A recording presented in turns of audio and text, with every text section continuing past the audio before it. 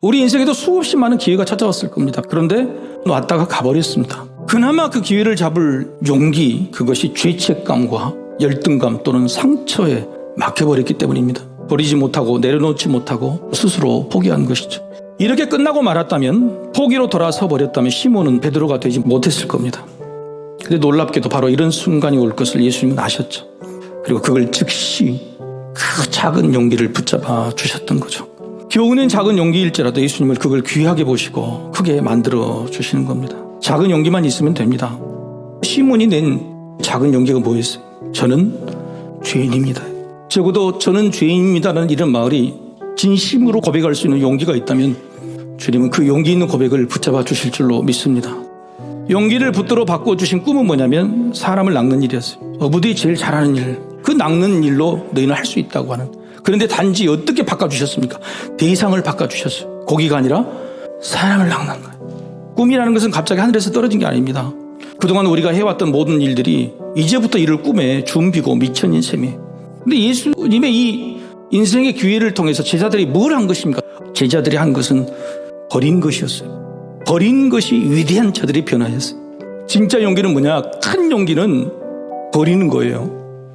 그것도 즉시입니다. 버려야 시작이 돼요. 제자들이 버린 앞으로 4가지를 살펴보면 이건 버렸어야 될 것이라고 하는 것을 우리 깨닫게 될 겁니다.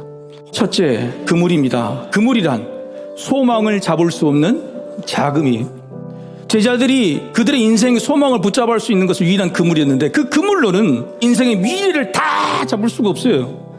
근데 주님이 말씀해 주셔서 변화된 그물, 주님이 내리려고 한 그물은 다릅니다. 주님이 내리라고 하신 그 그물을 사용할 때에 우리 인생의 소망들을 놀랍게 잡게 될 수 있는 것이죠. 둘째, 배입니다. 배란 파도를 이길 수 없는 흔들림이. 제자들은 배가 유일한 생명 미천인데 그 배는 풍랑을 이길 수 없는 배였던 거예요.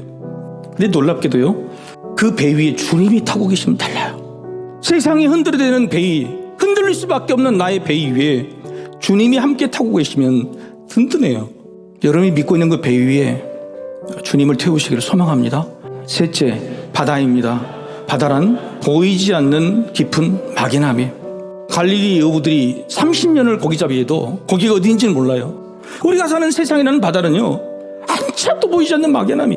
근데 놀랍게도요, 주님의 말씀은요, 세상 바다처럼 막연하지가 않습니다. 말씀이 나에게 지표가 될 때에 우리가 살아있는 세상 바다는 막연함이 아니라 정확함이 될 것입니다. 넷째, 가족입니다. 가족이란 가벼이 지지 못하는 무거움입니다. 오늘 본문의 해석은 잘못된 해석이에요. 가족을 버리라고 하는 말씀이 아니에요. 주님 이렇게 말씀하세요. 수고하고 무거운 짐진 자들아, 다 내게로 오라. 내 너희를 쉬게 하리라. 내가 지는 짐은 가볍고 쉽다. 수많은 가장들의 어깨가 지금 쳐져 있어요. 그런다고 가족이라는 짐을 버릴 수가 없어요. 주님이 져달라고 주님 앞으로 데리고 나오는 거예요. 주님께로 맡겨드렸더니 베드로는 그 짐을 쉽게 지고 가게 된 거죠. 인정하고 맡기십시오. 성공은 얻는 것이 아니라 바뀌는 거예요. 단지 우리에게 필요한 것은 주님을 따르려는 작은 용기가 필요합니다.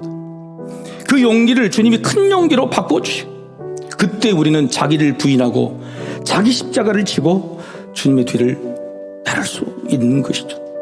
내가 죄인이라고 그 주님이 책임져 주셔야 된다고 모든 것을 믿고 맡겨드리는 그런 작은 용기로 기회를 붙잡는 성공한 인생이 되기를 주님의 이름으로 축복합니다.